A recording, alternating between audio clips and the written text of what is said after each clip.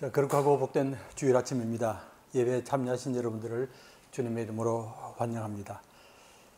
우리 함께 찬송하심으로 예배를 시작하겠습니다. 찬송가 91장입니다.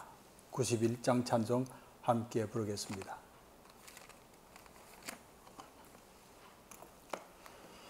슬픈 마음 있는 사람 예수 이름 믿으면 영원토록 변함없는 기쁜 마음 얻으리. 예수의 이름은 세상의 소망이요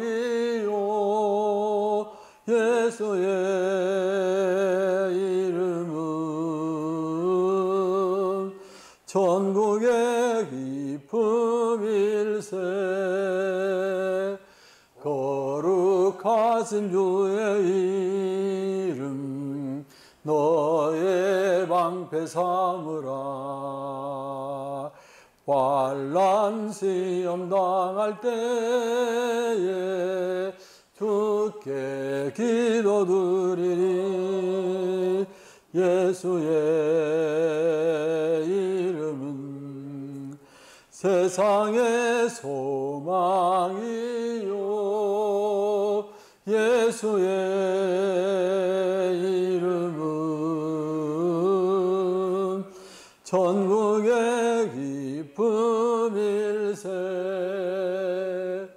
존귀하신 주의 이름 불이 기쁨 되도다. 주의 품에 안길 때에 기뻐 찬송 부르리. 예수의 이름은 세상의 소망이요 예수의 이름은 전국의 기쁨일. 91장입니다. 4절. 우리 갈 길 나간 후에 보좌 앞에 나가 왕의 왕께 경배하며 멸류관을 드리니. 예수의 이름은 세상의 소망이요 예수의 이름은 전국의 기쁨일세. 너희 모든 나라들아 여호와를 찬양하며 너희 모든 백성들아 그를 찬송할지어다. 우리에게 향하신 여호와의 인자하심이 크시고 여호와의 진실하심이 영원함이로다. 하나님은 영이시니 예배하는 자가 영과 진리로 예배할지니라. 아멘.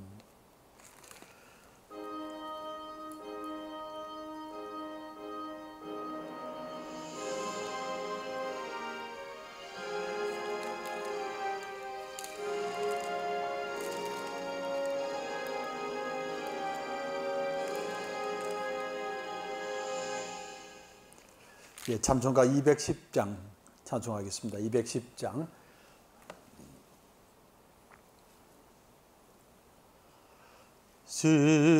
시온성과 같은 교회 그의 영광은 없다. 허락하신 말씀대로 주가 진히 세웠다. 반석 위에 세운 교회 흔들 자가 누구랴. 모든 원수의 와사도 아무 근심 없도다. 새 영생이 솟아나와 모든 성도 마시리 언제든지 흘러넘쳐 부족함이 없도다. 이런 물이 흘러가니 목마를 자 누구랴. 주의 은혜 풍족하여 넘치고도 넘친다.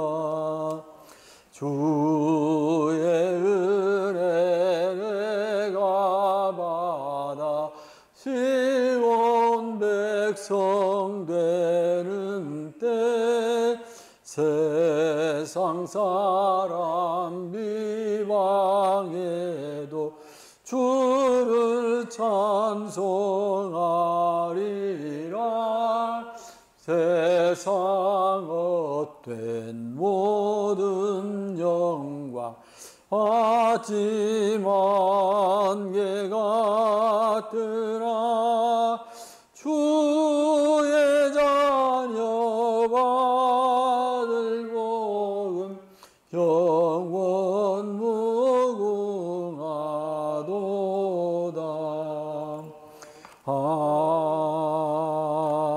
아멘. 이정희 장로님 나오셔서 기도 인도하시겠습니다. 사랑이 많으시고 은혜가 풍성하신 하나님 아버지, 지난 한 주간도 주님 사랑 가운데 지켜주시고 이렇게 영상으로라도 예배드릴 수 있게 하심에 무한 감사를 드립니다. 사랑의 하나님 아버지, 저희들을 택하시고 부르셔서 자녀 삼아주시고 아버지라 부를 수 있는 특권을 주셨건만 하나님 주신 세상에서 거저 살면서도 내 세상인 양 오만하게 살았으며 자연을 다스리며 살아야 함을 잊고 환경을 파괴하며 살아가고 있고 세상 지식 좀 안다고 자부심 때문에 듣지도 않고 배우려 하지도 않았으며 목사, 장로, 권사, 집사라는 자부심 때문에 내 믿음이 최고라는 오만으로 살아왔습니다.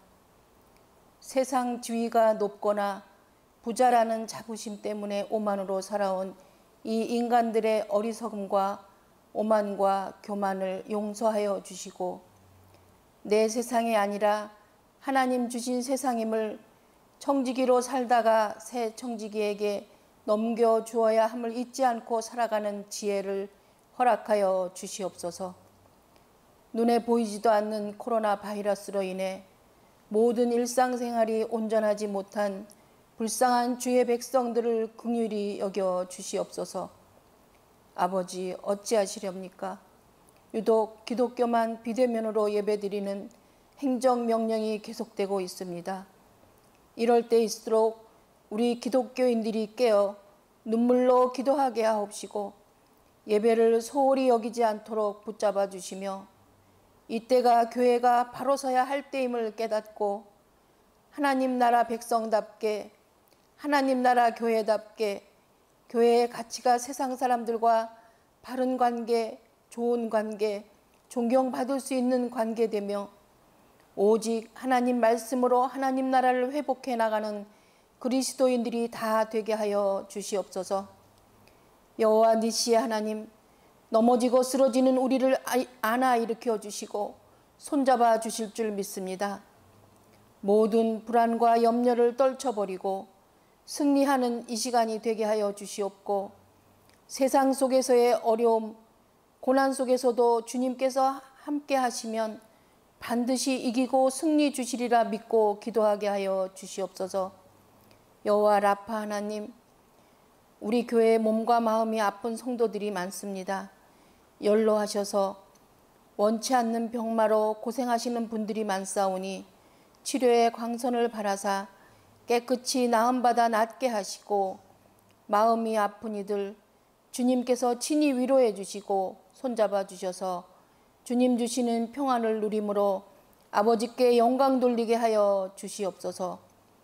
모든 판단은 주님께 맡기게 하사 남의 티끌을 보는 눈으로 내 허물을 먼저 볼 수 있게 하시고 욕심을 내려놓고 베풀며 나눌 수 있는 마음을 주사 주님 주시는 마음으로 주님 주시는 능력으로 하나님의 사랑으로 온전하게 거듭나게 하여 주시옵소서.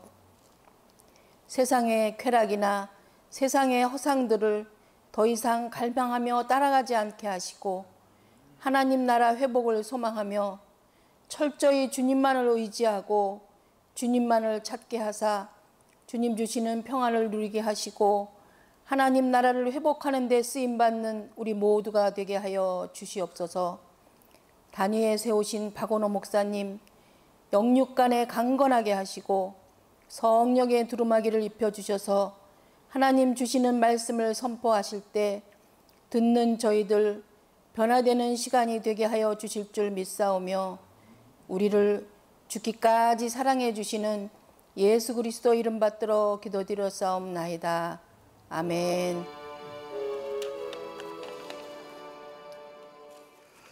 자, 오늘 우리에게 주시는 하나님 말씀은 구약 이사야 1장 2절에서 4절 말씀, 신약 누가복음 13장 34절에서 35절의 말씀입니다. 먼저 구약 이사야 1장 2절에서 4절의 말씀을 받들어 읽겠습니다. 하늘이여 들으라, 땅이여 귀를 기울이라.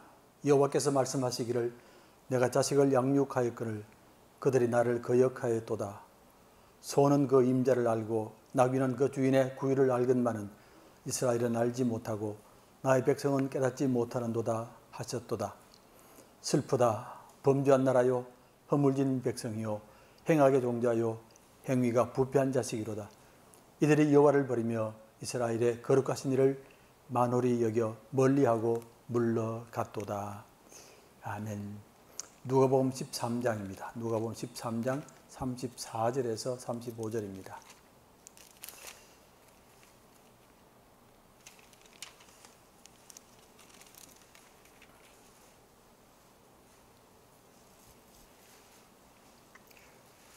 예루살렘아 예루살렘아 선지자들을 죽이고 내게 파송된 자들을 돌로 치는 자여, 암탉이 제 새끼를 날개 아래에 모음같이 내가 너희의 자녀를 모으려 한 일이 몇 번이나. 그러나 너희가 원하지 아니하였도다. 보라, 너희 집이 황폐하여 버린 바 되리라. 내가 너희에게 이르노니 너희가 주의 이름으로 오시는 이를 찬송하리로다 할 때까지는 나를 보지 못하리라 하시니라. 아멘. 자, 한 주간 잘 지내셨습니까? 다시금 주의 성전에 나온 여러분들을 주님의 이름으로 환영합니다. 또 집에서 예배 드리시는 분들에게도 성삼위 하나님이 함께 하시기를 간절히 원합니다. 며칠 전부터 설교 녹화를 토요일날 미리 해야 되기 때문에 제가 스케줄이 많이 바뀌었습니다. 수십 년 지켰던 스케줄입니다. 전 늘 설교 준비를 목요일날 시작하는데 목요일날 준비하고 금요일날 묵상하고 토요일날 밤늦게까지 마무리하게 되는데 그것이 바뀌었습니다. 요즘에는 적어도 토요일 아침에는 마쳐야 되기 때문에 그래서 아직 몸이 적용을 잘 못하는 것 같습니다. 지난주에 한 의학 전문 기자가 강의했던 얘기를 나누러 설교를 시작하겠습니다. 주제는 병에 관한 것이었습니다. 병. 이 땅에 존재하는 병이 약 12,000개 정도가 된다고 합니다. 저는 이렇게 많은 줄 몰랐습니다. 제가 아는 것은 기껏해야 발에 생기는 족창이라든지 배에 생기는 복통이라든지 허리 아픈 허리통, 머리 아픈 두통, 그리고 몇 가지 암들인데, 자, 이런 병들 가운데서 가장 치명적인 병이 있다고 합니다. 혹시 아십니까? 가장 치명적인 병, 광견병입니다. 광견병은 적시로 죽는답니다. 그러니까 가장 치명적이라 이렇게 말씀하셨고요. 두 번째 질문은 어떤 병이 가장 사람들이 많이 걸리는 병이냐? 가장 많이 걸리는 병이 있습니다. 그건 무엇이냐? 잇몸병이랍니다. 의외였습니다. 잇몸병이 가장 많이 걸린다고 그래요. 10명 중에 7명이 잇몸병이 있다는 겁니다. 잇몸이 붓기도 하고 피가 나기도 하고 이런 또 냄새가 나기도 하고 이런 모습인데. 자, 세 번째 질문입니다. 그러면 병 중에 가장 나쁜 병은 어느 병입니까? 나쁜 병? 나쁘다는 말은 아주 고치기도 힘들고 고통스럽고 잔인하고 모든 것을 다 파괴하는 병이라고 그래요. 어떤 병이 도대체 이런 병입니까? 이 질문을 하자 사람들이 여러 가지 질병들을 말을 했습니다. 아마 치매가 아니겠느냐, 암이 아니겠느냐, 무슨 우울증이 아니겠느냐 그런 대답을 했는데 정답은 없답니다. 없다고 그래요. 그 사람들이 웃었습니다. 그런데 자기의 답은 있다고 합니다. 무슨 병이냐면 혈관병이라고 합니다. 혈관 질환이 가장 나쁜 병입니다. 대표적으로 뇌졸중도 있고 심장병도 있고 그리고 중풍 같은 것도 있습니다. 왜 이런 병이 나쁜 병이냐? 세 가지 이유가 있다고 그래요. 이건 예고 없이 다가오기 때문에 그렇습니다. 언제 다가올지도 모르고 어디서 다가올지도 모르고 마지막 유언조차 남길 수가 없다는 겁니다. 다른 병은 유언을 남길 수 있습니다. 이건 유언조차 남길 수 없이 어려움을 겪기 때문에 그렇습니다. 그리고 결과가 처참하다는 겁니다. 일단 이런 병이 오면 적어도 반신불수입니다. 전신마비가 오거나 식물인간이 되거나 뇌사가 된다. 손도 못 움직이고 발도 못 움직이고 대소변도 못 가립니다. 한데 안타까운 것은 이건 의식이 있다는 겁니다. 사람들이 의식은 있습니다. 그러니까 듣는다는 걸 말입니다. 듣기 때문에 고통을 많이 받는 겁니다. 차라리 듣지 못하면 괜찮겠는데 다 듣기 때문에 고통을 받습니다. 거기다가 누워있으면 곧바로 욕창이 생긴다는 겁니다. 욕창이라는 거 아시지 않습니까? 마비가 된 채로 욕창이 생기면 2주 안에 크게 어려움을 당한다는 겁니다. 2시간, 2주가 아니고 2시간 만에. 그러니까 늘 사람을 2시간마다 이렇게 움직여줘야 되는 그런 병입니다. 그렇습니다. 자, 마지막 질문입니다. 그럼 이 나쁜 병을 어떻게 피하느냐? 무엇이 답이냐? 그 말입니다. 이게 그날의 주제였는데 한번 맞춰보면 좋겠습니다. 어떻게 해야만 이 나쁜 병을 피하느냐? 답은 운동하는 게 납니다. 당장 운동하십시오. 그러면 됩니다. 어떤 운동을 해야 됩니까? 걸으라고 그래요. 매일 걸으십시오. 하루에 8,000보를 걸으십시오라고 그렇게 말하더라니까요. 하루에 8,000보. 8,000보 걸으려면 1시간 조금 더 걸어야 됩니다. 한 반쯤 걸어야 될 텐데. 자, 지난주에 제게 동서 목사가 세상을 떠났습니다. 처제가 한 10년 전에 세상을 떠났고 또 그 후에 재혼했는데 동서도 지난주에 떠났습니다. 제가 참 아끼고 사랑하고 자랑하는 목사입니다. 46년 동안 형제처럼 지냈던 귀한 동역자인데 대학 시절에 만나서 교회 생활 같이 했고 또 신학교 같이 다녔고 나중에 제가 중매했고 참 서로가 좋아했습니다. 자, 교회를 개척하면서 교회를 십자가 교회라고 이렇게 이름을 정했습니다. 근데 이 이름은 여기밖에 없습니다. 어려운 사람을 위하여 목회하겠다 그 말입니다. 그래서 처음부터 장애인들을 데리고 목회를 했습니다. 그러니까 교회가 성장할 이유가 없습니다. 사람들이 교회 앞에 휠체어가 있는 걸 보면 그 자리에서 돌아간답니다. 목회하면서 많이 고생했는데 2년 전에 뇌졸중으로 쓰러졌고 사지가 마비가 되었습니다. 몸은 전혀 움직이질 못하고 말도 못했고 눈은 뜨고 그리고 간신히 손을 움직이는 그런 정도였습니다. 처음에는 의식이 있었고요. 그래서 제가 말하면 손으로 뭘 적었습니다. 그래서 조금 지나면서는 그것도 잘 안 됐고요. 특별히 이번에 코로나 사태가 겹치면서 정세가 급속도로 악화되는 겁니다. 중요한 이유는 가족들이 병문안을 못 가지 않습니까? 규칙적으로 쭉 갔는데 못 갔고 저도 못 갔습니다. 그러니까 홀로 있다는 것이 얼마나 힘들었겠습니까? 홀로 누워있는데 가족들이 못 온다. 설명을 아무리 해도 이해를 못하는 겁니다. 이런 코로나 사태 때문에 있다. 이걸 어떻게 이해하겠습니까? 그래서 지난주에 세상을 떠났습니다. 제가 왜 설교 시간에 이 얘기를 먼저 하겠습니까? 그러시라고. 부지런히 그러시라고. 그래서 소파에 앉아서 텔레비전 보고 뭐 콜라 마시고 빵 먹고 족발 먹고 치킨 먹고 맥주 마시고 담배 피우고 이러지 말고 그냥 밖에 나가서 걸으시면 좋겠고 더 좋은 건 걸으면서 기도하면 얼마나 좋겠습니까? 그럼 몸도 좋아지고 영혼도 좋아집니다. 자, 이제 설교로 들어가겠습니다. 여러분들은 하나님의 눈물이란 말을 아십니까? 하나님의 눈물. 하나님의 눈물을 흘리신다. 아니, 우리 하나님이 우십니까? 우리처럼 우십니까? 어떻게 그런 말을 할 수 있습니까? 어떻게 하나님이 운다고 눈물을 흘린다고 말할 수 있습니까? 하나님은 전지전능한 분이 아닙니까? 무소부지한 분이 아닙니까? 그런데 어떻게 그런 분이 눈물을 흘릴 수 있습니까? 그리고 설령 운다 하더라도 무엇 때문에 우십니까? 아파서 우십니까? 속상해서 우십니까? 슬퍼서 우십니까? 하나님은 우시면 안 됩니다. 어떤 경우도 우시면 안 됩니다. 하나님은 우리 눈물을 씻어주는 분이 아닙니까? 우리 아픔을 치유해주는 분이 아닙니까? 우리를 위로해주는 분이 아닙니까? 그런데 그분이 우시면 누가 우리를 도와주겠습니까? 맞습니다. 하나님은 눈물을 흘리지 말아야 합니다. 그래야만이 우리가 울 때에 닦아줄 수 있고 위로해줄 수 있고 다시 이렇게 세워줄 수가 있습니다. 하지만 이런 생각은 성경의 생각은 아닙니다. 성경은 말하기를 하나님이 우신다고 그리고 많이 우신다고 말합니다. 자, 주님께서도 이 땅에 계실 때 여러 번 우셨습니다. 기억나시죠? 예루살렘 성전을 향하여 우셨고 나사로가 죽었을 때 우셨고 그리고 또 겟세마네 동산에서도 그렇게 우셨습니다. 사람들이 모르는 또 한 번의 우실 때가 있습니다. 언제입니까? 태어나실 때 우셨습니다. 분명히 우셨습니다. 자, 하나님은 우셔야 합니다. 반드시 우셔야만 합니다.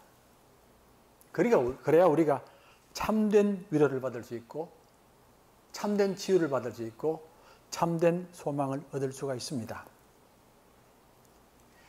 우리가 참된 위로를 받기 위해서는 하나님을 우셔야 되고 참된 치유를 받기 위해서는 하나님을 우셔야 되고 참된 소망을 받기 위해서는 우셔야만 합니다. 오히려 이렇게 말해야만 합니다. 울지 않는 신은 참신이 아닙니다. 거짓된 신이고 헛된 신이고 그리고 우리를 속이는 신입니다. 하나님이 우신다는 말은 참신이란 말입니다. 참신은 반드시 울어야만 합니다. 하나님이 우시는 것은 힘이 없거나 몸이 아프거나 슬퍼서 우시는 것이 아닙니다. 우리와 함께 하기 때문에 우십니다. 우리와 함께 하기 때문에. 우리와 함께 하시기에 우리가 아플 때 우시고 어려울 때 우시고 낙심할 때 우십니다. 그 하나님이 참 하나님이고 우리의 하나님입니다. 왜 우리가 예수를 믿습니까? 하나님을 믿습니까? 믿어서 뭘 원합니까? 우리가 하나님을 믿는 것은 내가 원하는 것을 이루기 위함만도 아니고 세상에서 성공하기 위함만도 아닙니다. 하나님과 함께함을 위함 때문입니다. 내가 힘들 때에 하나님이 내 손을 잡아주시기를 원하기 때문입니다. 내가 눈물 흘릴 때에 나와 함께 눈물 흘리시기를 원하기 때문입니다. 내가 넘어질 때에 내 곁에 계시면서 나와 함께 우시기를 원하기 때문에 그렇습니다. 삶을 살면서 울 때가 얼마나 많은지 모릅니다. 병 때문에 울기도 하고 사업 때문에 울기도 하고 사랑하는 사람 때문에 울기도 하고 가정 때문에 울기도 하고 직장 때문에 울기도 하고 자식이 떠남으로 울기도 합니다. 이때 우리가 진정 원하는 것은 누군가가 나와 함께하는 겁니다. 그래야만이 사람이 다시 일어날 수 있고 다시 살 수 있습니다. 저도 목회하면서 울 때가 무척 많았습니다. 그것도 표시가 안 나도 마음속으로는 울 때가 많았습니다. 오해를 받기도 하고 모함을 받기도 하고 거짓말을 퍼뜨리기도 하고 그때마다 누군가가 제 손을 잡아주었고 저와 함께 마음을 같이 했기에 일어났습니다. 사람이 소망을 잃는 것은 일이 어려워서도 안 되고 몸 때문에도 돈이 없어서도 아닙니다. 나와 함께할 사람이 없을 때입니다. 나와 함께할 사람만 있으면 우리는 얼마든지 일어납니다. 사람이 절망의 상황 속에서나 죽음의 상황 속에서도 살아가는 것은 나와 함께하는 사람이 있기 때문에 그렇습니다. 사람들에게 함께함이라는 것은 엄청난 힘을 가집니다. 생명을 살리는 힘이고 소망을 살리는 힘이고 웃음을 살리는 힘이기 때문에 그렇습니다. 아십니까? 오늘날 현대인들의 가장 큰 아픔은 외로움입니다. 어떤 아픔보다 큰 아픔이 외로움입니다. 수많은 사람들이 외로움의 고통을 겪습니다. 사람들이 이렇게도 많은데도 외롭다고 난리들입니다. 1950년대에 미국의 데이빗 리즈만이라는 분이 책을 썼습니다. 자, 미국 사회를, 미국 사람들을 분석한 책입니다. 50년이 지났는데 지금 다시 이 책이 새롭게 부각되고 있습니다. 책 이름이 외로운 군중입니다. 외로운 군중, Lonely Crowd입니다. 군중인데 외롭답니다. 수없이 사람이 많은데 외롭다는 겁니다. 그리고 50년 전보다 더 외롭답니다. 사람들이 더 많아졌는데도 더 외롭답니다. 도대체 무슨 일입니까? 어떻게 이런 일이 있습니까? 자, 미국이라는 사회는 어느 사회보다도 사람이 많은 사회 가운데 하나입니다. 어느 사회보다도 돈이 많은 사회입니다. 힘이 많은 사회고 풍부함이 많은 사회고 기술이 발달한 사회입니다. 얼마나 많이 있는지 모릅니다. 그런데 외롭답니다. 기가 막힌 일입니다. 사람들이 외로워합니다. 자, 과거에는 어땠습니까? 과거 우리들은 양식이 없어서 고생하기도 했고 병 때문에 고생하기도 했고 이모저모로 고생이 많았습니다. 물을 길러라 해도 우물까지 가야 되고 빨래를 해도 겨울까지 가야 되고 화장실도 밖에 있었고 텔레비전 없기 때문에 세상이 어떻게 돌아가는지도 몰랐고 그때는 병이 많았습니다. 머리에 이도 많았고 버짐도 많았고 콧물은 늘 달고 살았습니다. 그런데 그때는 함께할 사람들이 있습니다.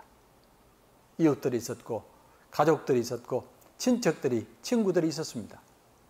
배는 고팠지만 힘은 들었지만 그러나 적어도 외롭지는 않았습니다. 외로움은 우울증을 동반합니다. 내가 살 자신이 없고 사람을 대할 자신이 없고 일할 자신도 없습니다. 외로움은 분노를 동반합니다. 사람을 분노하고 세상을 분노하고 그리고 자신을 분노합니다. 어떻게 하면 되겠습니까? 돈을 더 많이 가지면 되겠습니까? 내가 더 성공하면 되겠습니까? 아니면 물질이 더 많으면 되겠습니까? 하나님, 내가 하나님을 믿는 것은 돈을 더 갖기 위함입니다. 물질을 더 갖기 위함입니다. 성공하기 위함 때문입니다. 그래서 예수를 믿습니다. 과연 그렇습니까? 아닙니다. 우리가 정말 하나님을 믿는 것은 생명의 가장 큰 소망, 가장 깊은 소망 때문입니다.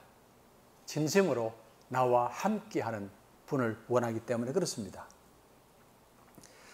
얼마 전에 하버드 대학교에서 엄청난 프로젝트 하나를 마쳤습니다. 무려 75년 동안 계속된 프로젝트입니다. 자, 어떻게 사람이 행복한 삶을 살 수 있느냐, 행복의 비결이 무엇냐를 찾아내는 프로젝트인데 75년간 계속이 되었습니다. 그 대표 책임자가 무려 4번이나 바뀌었습니다. 724명의 사람들의 삶을 75년 동안 조사한 겁니다. 처음 시작했던 사람들은 벌써 많이 죽었고 또 벌써 90이 넘었습니다. 2년에 한 번씩 그 사람을 찾아가서 물었다고 합니다. 당신의 삶이 어떻습니까? 지금 어디서 살고 있고 무엇을 하고 있고 그러면서 행복하십니까? 를 물었습니다. 자, 75년이 지나면서 마침내 답이 나왔습니다. 행복의 비결이 뭐냐고? 어떻게 살아야 행복하느냐고? 답은 함께 할 사람이 있어야 된다는 겁니다. 이게 답입니다. 함께 할 사람이 있어야 된다. 진정으로. 정말 나를 귀하게 여기고 나를 인정해주고 나를 복되게 하는 그런 사람들이 있어야만이 행복하게 된다는 겁니다. 이게 답입니다. 지난주에 청소년에 관한 책을 하나 읽었습니다. 하워드 가드너라는 분의 책인데 이분은 지금 하버드 대학교 교수입니다. 이분이 오늘날 청소년들을 앱 세대라고 이렇게 부릅니다. 앱 세대, 앱을 사용하는 세대라 그 말입니다. 모든 것을 다 앱으로 하는 겁니다. 앱으로 공부하고 앱으로 놀고 앱으로 춤을 추고 앱으로 친구를 사귀고 전부 앱으로 하니까 앱 세대가 되는 겁니다. 그러니까 사람도 앱처럼 보고 세상도 앱처럼 보고 이렇게 사는 겁니다. 그런데 그분이 책의 마지막 부분에서 충격적인 말을 합니다. 오늘날 청소년들이 가장 고통받는 것은 외로움이라는 겁니다. 청소년들이 가장 외롭다는 겁니다. 깜짝 놀랐습니다. 어떻게 청소년들이 외로우냐? 얼마나 활동이 활발하냐? 그리고 앱을 통해서 얼마나 많은 친구를 만나고 전 세계 친구를 다 만날 수 있습니다.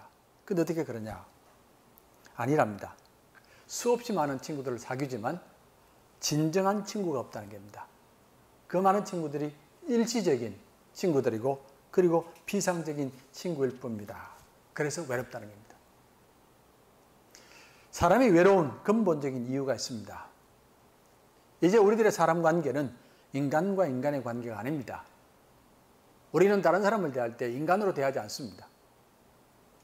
물건으로 대하고 이용 가치로 대하고 도구로 대하고 적으로 대합니다. 내가 이겨야 살 수 있다고, 내가 물리쳐야 살 수 있다고 살아갑니다. 아무리 오래된 관계라도 돈이 개입되면 그 관계가 하루아침에 헌신작처럼 버려집니다. 아무리 오래된 관계도 권력이 개입되면 그만 등을 돌려버립니다. 오래된 관계라도 음욕이 개입되면 가족까지 버립니다. 인간의 내면이 이렇게도 썩었다 그 말입니다. 여러분은 왜 예수를 믿습니까? 돈을 더 많이 갚기 위해서, 성공하기 위해서, 그리고 기적을 경험하기 위해서 예수를 믿습니까? 이스라엘 백성들이 마침내 가나안 땅에 도착을 했습니다. 아브라함 때 약속하셨던 그 약속이 이제 마침내 이루어졌습니다. 이제 이들에게도 자기 땅이 생겼고 지파들도 다 땅을 가졌습니다. 얼마나 감격스럽고 얼마나 축복된 순간이겠습니까? 이제 이들도 땅을 가진 백성이 됩니다.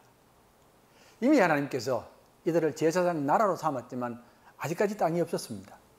땅이 없기에 그동안 많이 방황했습니다. 무려 440년 동안, 애굽에 400년, 그리고 광야에 40년입니다. 땅을 갖게 되자 가장 먼저 성전을 짓기 시작하는 겁니다. 눈물을 흘리며 온 백성이 함께 참여하며 성전을 지었습니다. 이제는 한 곳에서 예배를 드릴 수 있고 규칙적으로 예배를 드릴 수 있습니다. 이젠 바람이 불어도 괜찮고 비가 와도 괜찮습니다. 어떤 사람도 방해하지 못합니다. 시간이 지나자 점점 제사가 활발하게 드려지기 시작했습니다. 속건제, 속죄제, 번제, 화목제 이런 제사들, 또한 유월절, 오순절, 초막절 이런 절기들, 그리고 기도의 행사들도 점점 많아졌습니다. 모두들 제사를 드리면서 모세의 말을 기억했습니다. 모세가 바로에게 했던 말입니다. 이들로 광야에서 제사를 드리게 해달라고. 그 말씀이 이루어졌습니다. 이 백성은 제사를 드려야 할 백성입니다. 제사를 드리지 못하면 죽는 백성들입니다. 그 모세의 말씀이 이루어졌습니다. 한데 시간이 지나면서 이상한 일이 일어나기 시작합니다. 재물들이 점점 많아지기 시작했습니다. 양이 많아지고 소가 많아지고 염소가 많아지고 절기들도 외형적인 모습들이 점점 커지기 시작했습니다. 기둥을 화려하게 색칠하고 휘장을 화려한 천으로 만들고 그리고 성전 안에 있는 모든 물건들, 번제단이나 물두멍이나 촛대나 이런 모든 것들이 화려한 금으로 장식되기 시작했습니다. 자, 이게 무슨 일입니까? 왜 재물들이 점점 많아지고 그리고 외형적인 것들이 점점 화려해지기 시작합니까? 당연한 일입니다. 감사가 커지기 때문에, 구원의 감격이 커지기 때문에, 백성들의 수도 많아지기 때문이죠. 그런데 어느 날 청천벽력 같은 소리가 들려왔습니다. 이 모든 재물들을 다 버려라. 남김없이 버려라. 이 모든 재물들은 하나님이 싫어하시는 것이다. 헛된 재물이다. 버려라. 다 버려라. 선지자 이사야의 선포입니다. 제사만이 아닙니다. 절기도 다 버려라. 절기만 아닙니다. 기도까지도 버리라고. 백성들이 그 자리에 털썩 주저앉았습니다.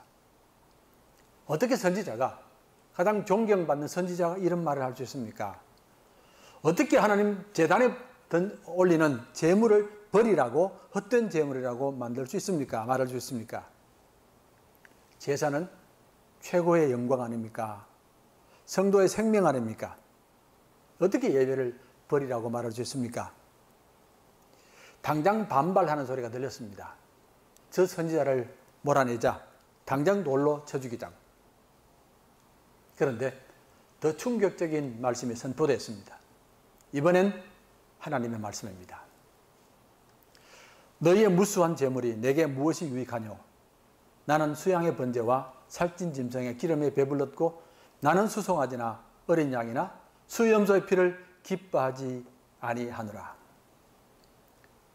자, 무슨 일입니까? 어떻게 하나님까지 이런 말씀을 하실 수 있습니까? 다시 선지자의 말입니다.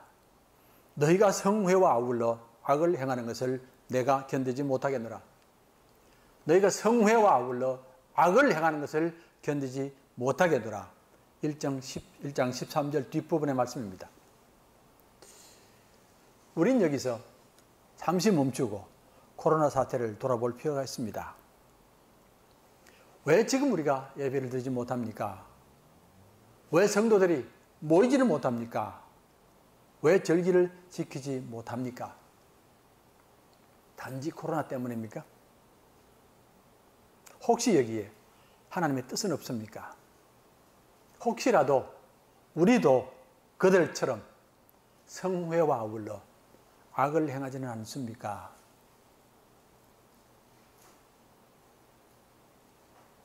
우리는 굳게 믿습니다. 교회의 핵심은 예배입니다. 성도의 핵심도 예배입니다. 우리는 목숨을 걸고 예배를 해야만 합니다. 수많은 성도들이 예배를 지키기 위하여 목숨을 바쳤습니다. 로마의 핍박에서도, 일제의 핍박에서도, 공산주의 핍박에서도 예배를 지켰습니다. 로마의 핍박 때는 무덤 아래에 굴을 파고 거기서 예배를 드렸습니다. 일제 핍박 때는 목이 달아나는 일이 있더라도 예배를 드렸습니다. 공산주의 때는 모든 것을 잃어도 예배를 드렸습니다.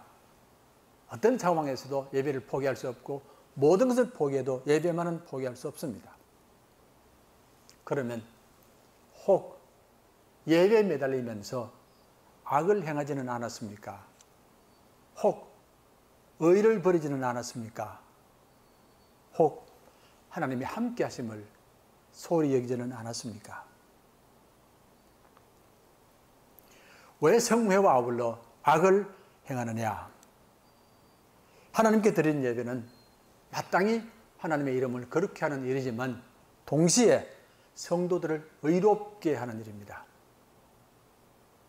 하나님을 거룩히 함과 성도의 의롭게 됨은 함께 가야 할 일입니다. 예배는 성도를 의롭게 하고 의로운 성도는 하나님의 이름을 거룩히 합니다. 성도들은 예배를 드리면서 한 걸음 한 걸음 악을 버리고 그리고 의를 따라갑니다. 예물을 드리면서 회개하고 회개하면서 악을 버리고 그리고 의를 따라갑니다. 성도들이 거룩하게 되는 것은 의롭게 되는 것을 말합니다.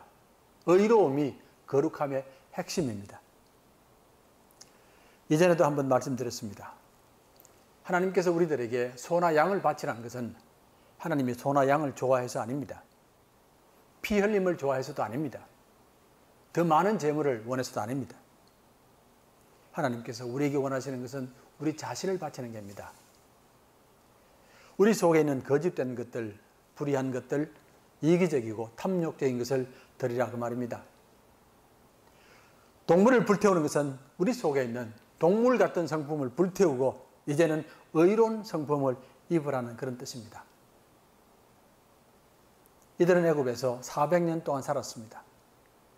그곳에서 짐승 같은 바로의 통치를 받았고 짐승처럼 살았습니다. 그 짐승의 모습이 뼛속에 스며들어가 있습니다. 폭력도, 거짓도, 탐욕도, 혼란도, 우상 숭배도. 이런 모습으로 어떻게 제사장의 역할을 감당할 수 있겠고 세상을 새롭게 할 수 있겠습니까? 이제는 속사람이 변해야 됩니다. 제사를 드리는 것은 인간의 존귀한 모습을 다시 회복하는 것, 하나님의 형상을 다시 회복하는 것입니다. 하나님께서 결코 동물 제물을 좋아하는 것 아니고 많은 제물을 좋아하는 것 아닙니다. 하나님께서 원하시는 것은 오로지 우리의 속사람이 새롭게 되는 것입니다. 이들은 수많은 제물을 바쳤지만 정작 자신은 바치지 않았습니다. 오히려 자신을 제물 뒤에 숨겼습니다. 이렇게 많은 제물을 바치면 내 모습을 덮어주시겠지, 불의를 덮어주시겠지, 거짓을 덮어주시겠지, 허물을 덮어주시겠지 생각했습니다.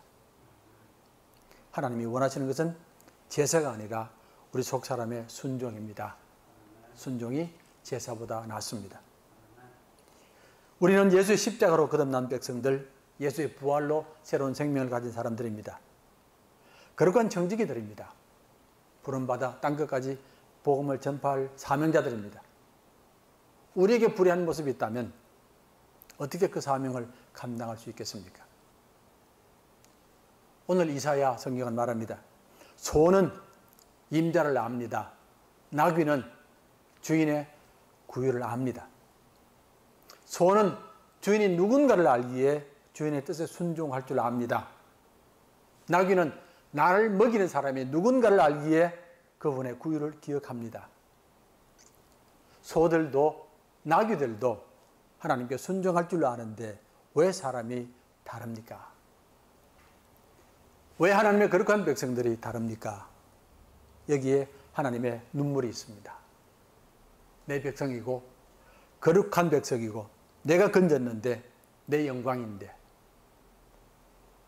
이들이 나를 떠났습니다. 슬프다 범죄한 나라요 허물진 백성이요. 우리의 모습이 하나님을 드러내지 않을 때에 하나님은 눈물을 흘리십니다. 한 걸음 더 나아갑니다. 제물을 드리면서 자신을 드리지 않는 것은 우상숭배입니다. 모든 우상숭배는 자신을 드리지 않고 제물만 바칩니다. 제물을 바쳐서 축복받고 내 소망을 이루는 것이 우상숭배의 특징입니다. 내가 더 많이 받을수록 더 많이 축복을 받을 것이고 더 많이 드릴수록 더 크게 나를 세워줄 것입니다. 내가 의롭게 되는 것은 아무 관계 없습니다. 전혀 상관이 없습니다. 오직 중요한 것은 더 많은 재물 그리고 나만 잘 되는 것입니다. 우리 하나님은 그런 하나님이 아닙니다. 하나님이 원하시는 것은 우리가 의로운 백성이 되는 것입니다. 1장 16절의 말씀입니다. 너희는 스스로 씻으며 스스로 깨끗하게 하여 내 목전에서 너희 악한 행실을 버리며 악행을 거치고 선행을 배우며 정의를 구하며 학대받는 자를 도와주며 과와 과부를 위하여 변호하라 하시느니라. 우리 하나님은 우상이 아닙니다. 거짓 신도 아니며 인간이 만든 신도 아닙니다. 참신입니다. 그리고 우리의 생명을 지으신 분입니다. 우리가 변하지 않을 때에 하나님은 눈물을 흘리십니다. 수천 번, 수만 번, 수없이 많은 제물로 예배를 드리더라도 내 속사람이 변하지 않으면 하나님은 눈물을 흘리십니다.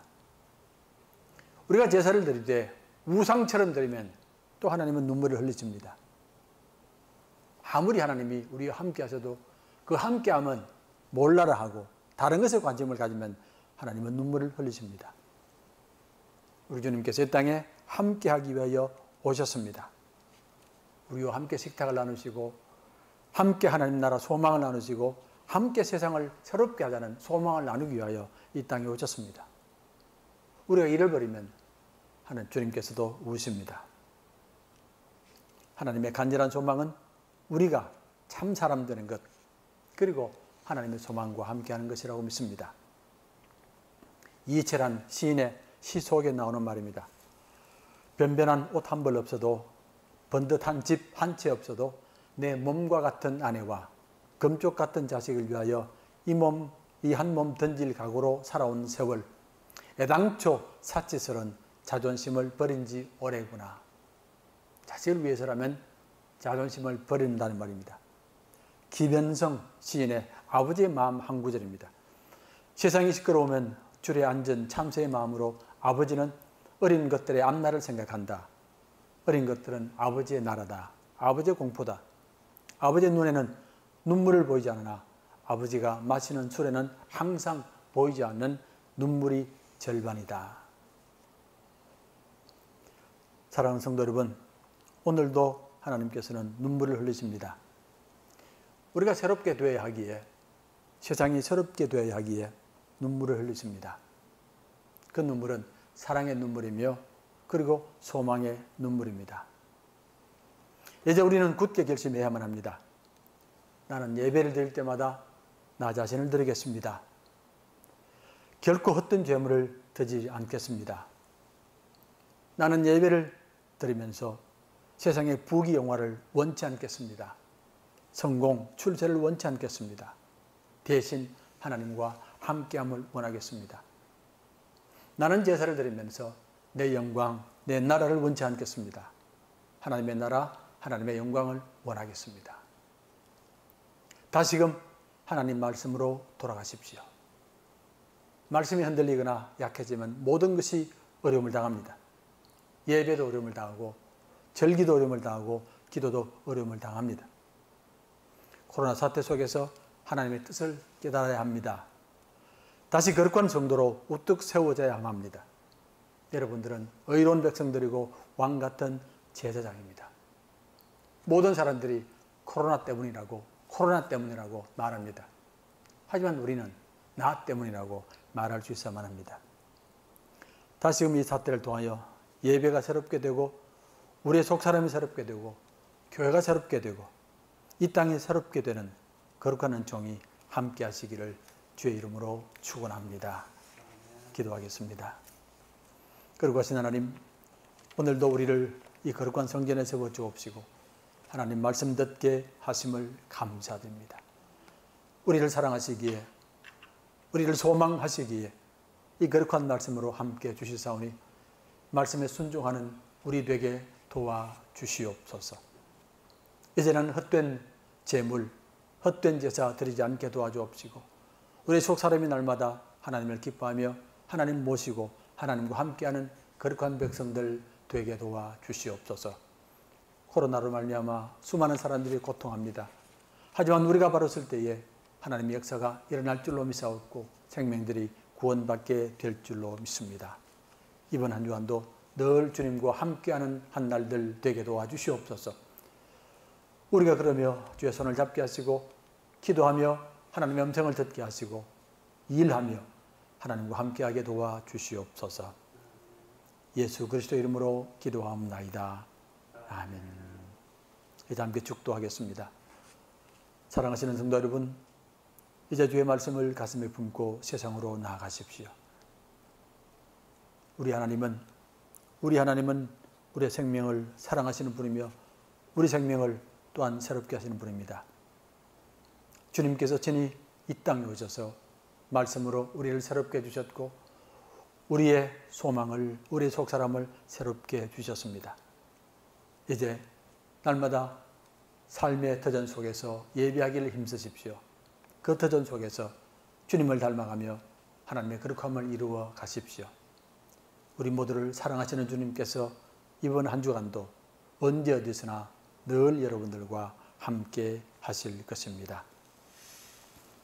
이제는 우리 주 예수 그리스도의 은혜와 하나님의 사랑과 성령의 교통하심이 하나님의 눈물을 알기에 말씀대로 살기를 다짐하는 주의 거룩한 백성들 머리 위에 축복으로 주신 가정과 자녀들, 사명으로 맡겨주신 일터, 피로 값주고 사신 인창제일교회, 하늘나라 소망하는 이 땅과 모든 족속들 위에 영원토록 함께 하시기를 간절히 축원하옵나이다.